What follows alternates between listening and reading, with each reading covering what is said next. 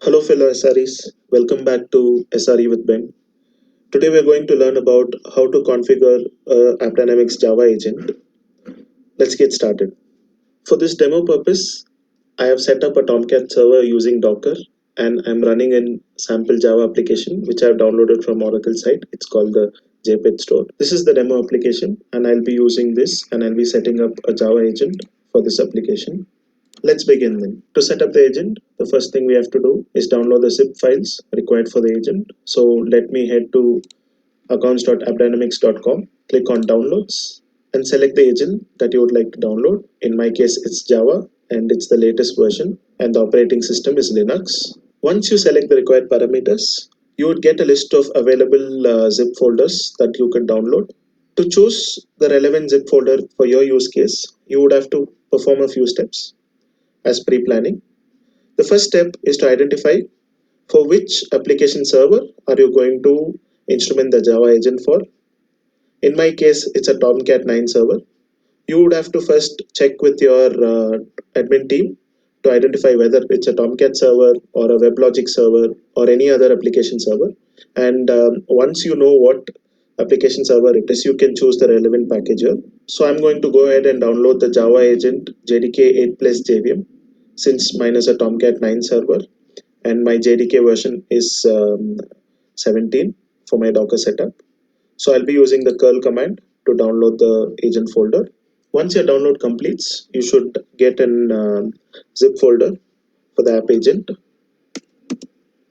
You can see that my zip folder is ready. Now let me go ahead and extract it. I'm going to extract this into a meaningful folder, maybe name it app agent. Now my extraction is complete. So let me navigate inside that folder. I have navigated inside the extracted folder and this is how the folder structure looks like. The main thing here is this java agent.jar. This will be the file that will be injecting itself into your application server and be sending data to AppDynamics. To begin with, since we have downloaded this jar from the AppDynamics accounts section, we would have to first configure the controller settings.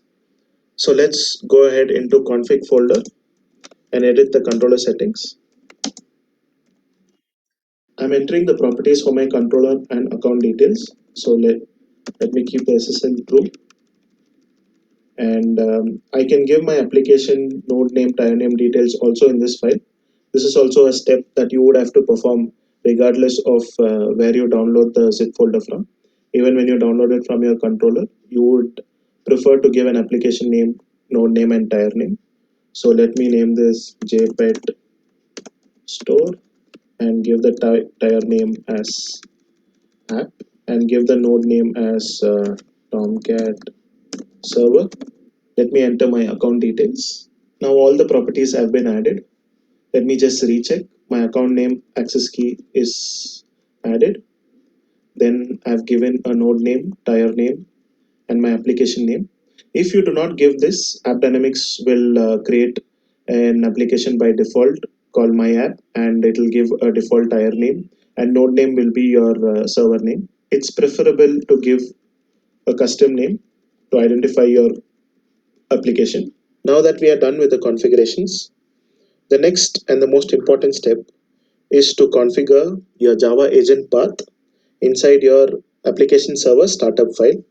Since I'm using Tomcat server, my startup file is catalina.sh. If you are using Tomcat version 6 or lesser, your startup file would be set environment.sh. Since I'm using Tomcat version 9 greater than 6, my setup file will be catalina.sh. I will navigate and identify that file. If you're using any other server, make sure to identify what is your startup script so that this command can be entered. First, let me copy this agent path since this is the path that I'll be configuring inside the startup file. So I'm going to copy this. Next thing, navigate inside your application server and open your startup file.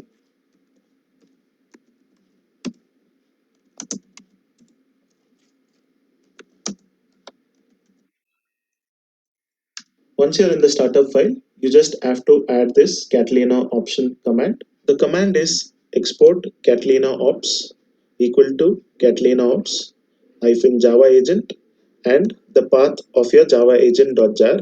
I have extracted the zip folder inside a folder called app agent. Inside that folder, there is a jar called java agent.jar. So I've made sure the path is pointing to that jar file.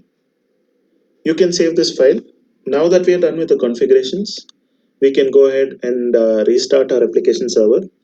Remember, in case of app agent, it always requires a restart of the application server to report to AppDynamics. Unlike your machine agent or DB agent, it is always preferred to do the installation and configuration during non-business hours. Let us go ahead and restart our application server. My application server has restarted. Let me generate some load on my application now. I have generated enough load on the application. Let's verify if the agent started reporting to the AppDynamics controller. Click on applications. We can see the JPEG store application has been created here, and the agent is reporting. I can see some metrics like the load, response time, errors, etc. This means that the agent is working as expected. This is how you configure a Java app agent. There are only two steps. One is configure your controller info.xml, where you give the controller details and account details, and application name, tab name, node name. The second step is to configure the agent path inside your server startup script.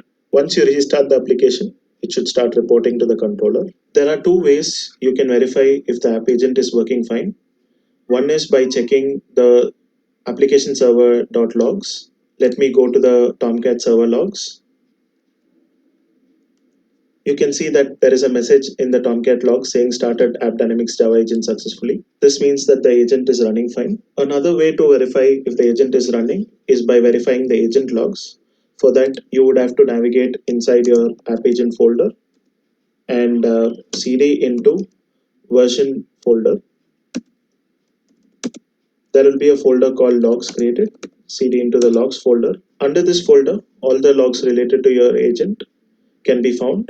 Your agent logs, business transaction logs, your REST API logs. So you can verify these logs to identify if there are any issues while the agent is trying to connect to the controller. Most common issues that we face during instrumentation is connection between your controller and the server. So always make sure to whitelist the AppDynamics controller, or you can always add a proxy setting. This is how you can set up an AppDynamics Java agent for Tomcat server. These steps are the same for other servers as well, as long as you identify what is the application server and what is the startup script. I have come across situations where an application would have 2 to 3 startup scripts where you have to configure the Java agent path properties. So make sure that you do your pre-planning well and identify the application server details and the startup details. Thank you for watching. Hope you enjoy the video. Happy learning.